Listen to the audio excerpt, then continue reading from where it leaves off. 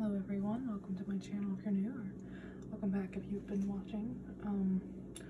Today I'm going to season some chicken and cook it in an air fryer. I think air fryer is a little bit healthier than deep frying because I love deep fried food, but can't always deep fry. It takes a lot of oil, so air frying is really simple. Generally, after I wash my chicken off, I would let it drain for 10 to 15 minutes, but I currently don't have any space to do that, so I've already went ahead and washed the chicken and cut off some of like the bad parts, like there were some hard parts and stuff on some white parts I didn't like. So now I'm going to prepare the seasoning mix to go in the chicken. It's important to note that when you're using an air fryer, sometimes when using an air fryer, actually most of the times in my experience, you can't use as much like seasoning and stuff as you would when you deep fry, or else it'll taste off. Like, I really love spicy food, but if you add a lot of like spicy seasonings, like as much as you would in a deep fryer, they come out way too spicy when you air fry it. I don't know what the science behind that is, but yeah. And then you can always spice it up if you want to by using like hot sauce, like Texas Pete or something. So the first part of my seasoning mix is going to be a little bit of House Autry chicken mix. I think it adds a lot of flavor. It has a bunch of stuff mixed into it. It's like a nice base, and then I add some stuff to that as well. Oh, and also I kind of eyeball measurements when doing this. If you want to be more precise, or you want it to taste a certain way, you could always try to measure it out, but I'm not really sure about measuring it out because I can pretty much eyeball and tell what I need. So first, add some House Autry mix. It's a base. So you're going to want to add enough to cover the chicken. I think that'll be good for it. The next thing that I'm going to add is this seasoning by McCormick called Spicy Montreal Steak Seasoning. I don't usually put a whole lot of this in there, but it does add some spice to it. That should be enough. This next ingredient, I don't always add when I'm cooking chicken. It's just sometimes I like to add it. Gives it a little bit more flavor, but you really don't need it. And again, with these other ones, you can pretty much use any brand. They all taste pretty much the same. I'm going to be adding garlic powder into this. Just a smidge. That'll be enough.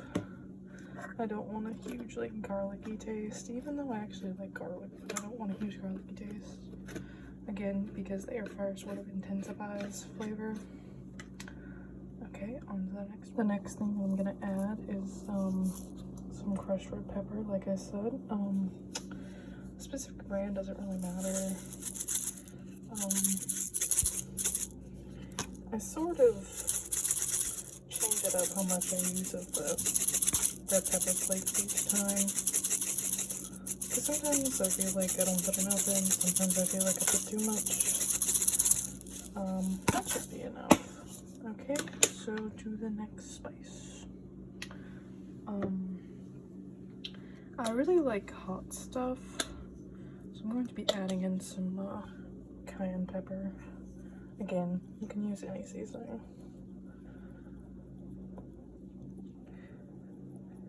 You don't want to add too much, but you don't want too little. And I might add more house Autry mix to this because I don't know if that it's gonna be enough.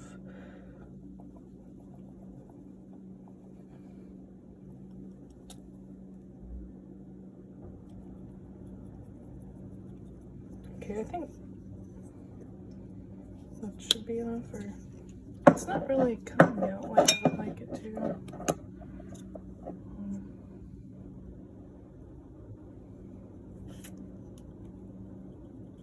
Alright, that'll be enough. And then another one of my favorite seasoning is paprika. Again, any brand works.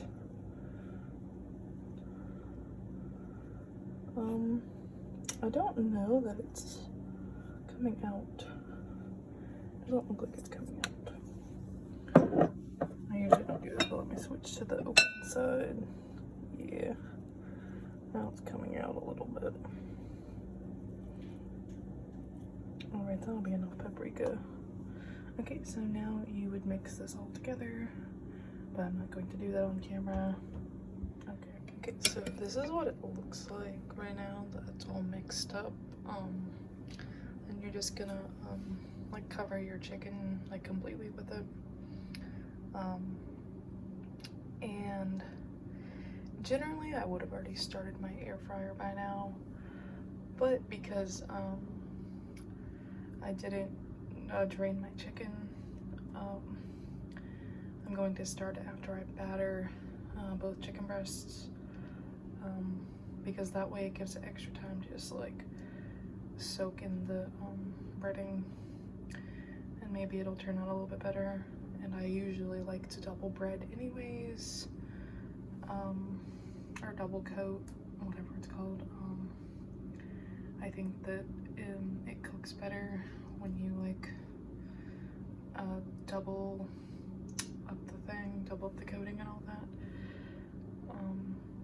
So I will show you what it looks like when I'm about to put it in the air fryer. Also, when I use my air fryer, which I'm going to turn on in a little bit, I like to set it around like 375, and then I let it warm up for about 5 minutes or so, sometimes 10. Okay, so this is what it looks like with just one coating of the mixture, the stuff right here that I showed you previously. That's what it looks like so far. I'm gonna put more on there because, as you can see, it's already starting to like get wet again. You can tell from how it looks. And you don't want it like real wet like going into the air fryer, or that might interfere with cooking time. So I'm gonna preheat my air fryer for like 5 minutes, and then I'm gonna batter these one more time, and I'll be back then. So I had to coat it like 3 times so it's not completely wet.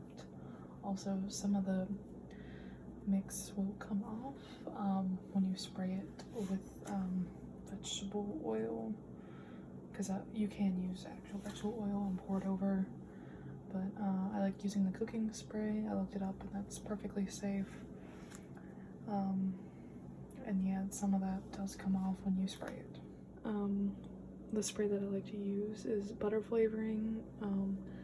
I found that it gives it a better color and it tastes a little bit better. Okay, so I'll show you what it looks like after I spray them. So this is what it looks like after spraying it with the butter flavoring oil. Try to coat it as much as possible. Try not to leave any dry spots. If there are a little bit of dry spots, that's okay, but it's supposed to look like this. Then I try to put it into the air fryer as quick as possible after spraying, so that way like the wetness doesn't interfere with the breading coming off. So now it's in the basket of my air fryer.